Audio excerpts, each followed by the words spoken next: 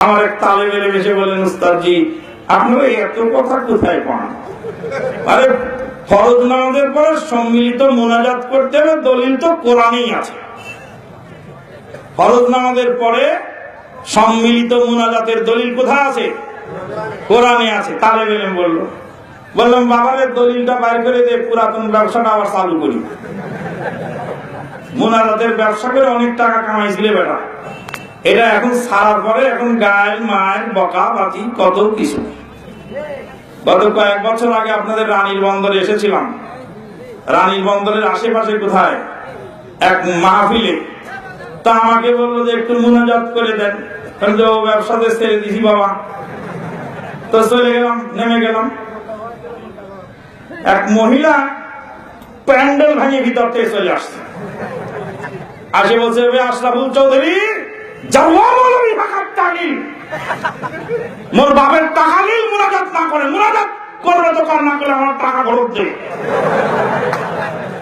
তুই ঢাকাতে মুনাজাত করে না, মোর বাপের টাকা নিয়ে মুনাজাত না করে, মোর টাকা ফেরত দে। টাকা ঘুরে চায় মহিলা মানুষ। সুবহানাল্লাহ।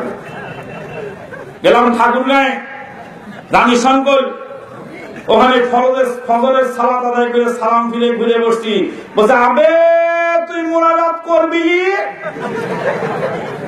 মুনাজাত করবি রে, তুই গেলি কেন? নামাজ পড়াতে গেলি কেন? তোর বাপের মসজিদ, তোর ঠ্যাং কাটি নিব, মসজিদ থেকে বাইরে দিব না। তুই আগে মুনাজাত করবি, তারপর বের হবি। আপনারা হাসতেছে, দুঃখজনক ঘটনা। বগুড়ার এক দিনী ভাই আমার সাথে ছিলেন, নাম তার শফিক ভাই। শফিক ভাই বগুড়ার মানুষ। বলছে কেবারে তোরা ভালো মানুষের সোল কেনটা কথা কসু আলেম মানুষের সাথ, এনা ভালো কথা কন, তোরা ভালো মানুষের সোল আলেম মানুষের সাথ কেনটা কথা কসু বারে, এনা ভালো কথা কন। তখন বুড়া মুরব্বী মানুষ খুব রেগে গেল, রেগে যা ঠান্ডা হয়ে গেল। আমি বললাম যে দেখলাম যে এখানে তো নরম কথার কাজ নাই। বললাম আমার কাজ ছিল নামাজ পড়িয়ে দাও, আমি নামাজ পড়িয়ে দিছি, তোর বাপকে দেখে তুই মুনাজাত করে নে। বলে মসজিদ থেকে বেরিয়ে গেলাম। বলতেছিলাম যে এই মুনাজাত আল্লাহুম্মা আমিন করে অনেক টাকা কামাই করছে। এমন মুনাজাত ধরছি যে চোখ দিয়ে পানি পড়ে গেছে মহিলাদের। মহিলার টাকার বান্ডেল আন্দর মহতে পারে হুজুরে দেওয়া হাদিয়া। কিন্তু যেদিন থেকে এই বেদাত ছাড়লাম সেদিন থেকে শুরু হলো নির্যাতন। এমনও মসজিদ আছে যে গজমূর্খ লোকরা ইমামতি দেয়, কিন্তু আমাদেরকে সামনে যেতে দেয় না। এমনও মসজিদ আছে। তো ছাত্রটাকে বললাম কোরআন থেকে বাইর করে দে দলিলটা, তাহলে পুরাতন ব্যবসাটা আবার চালু করে, তাহলে বিপদটা কেটে যাবে। ছেলেটা দলিল দিল, আউযু বিল্লাহি মিনাশ শাইতানির রাজিম, উদউনি আস্তাজিব লাকুম, তোমরা সবাই মিলে দোয়া করো, আমি আল্লাহ দোয়া কবুল করব। আল্লাহ বলেছেন তোমরা সবাই মিলে দোয়া করো। বলেন সবাই মিলে দোয়া করো, এত সুন্দর তর্জমা কে করলো? কোরআনে তো সবাই মিলে দোয়া করার কথা আছে। কেন বলছে? বহু বচন, উদউনি, উদউ, তোমরা দোয়া করো। আল্লাহ বলেন নাই তুমি দোয়া করো, আল্লাহ বলেছেন তোমরা দোয়া করো। একাই কি দোয়া করলে বহু বচন হলো না? আর বহু বচন না হলে কোরআনের উপরে আমল করা হলো না।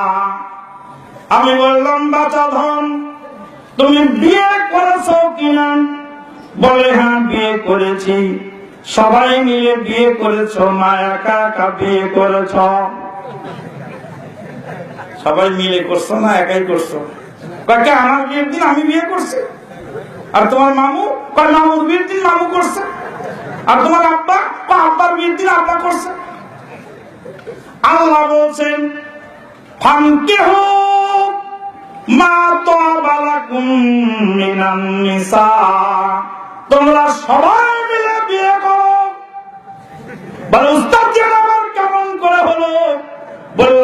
আগেরটা হয় যেমনি পরেরটাও হয় তেমনি, আগেরটাও বহু বছর পরেরটাও বহু বছর। আল্লাহ বলছেন তোমরা বিয়ে করো, আল্লাহ তো বলেনি তুমি বিয়ে করো। তো তুমি একা একা একদিনে একা বিয়ে করলে কেন? সবাইকে ডাকবা, বলবে শোনো কে কে বিয়ে করবে আমার সাথে আসো, আমরা জামাতবদ্ধ ভাবে একসাথে সবাই মিলে বিয়ে করবো একদিনে। তা নাহলে এই বহু বছর মানা হলো না।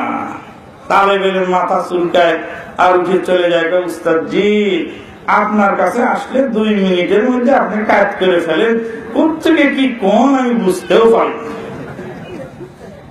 থামো তুমি, তোমার প্রথম রানে উইকেট পড়ে গেল, তো তুমি আবার কেমন খেলোয়াড়?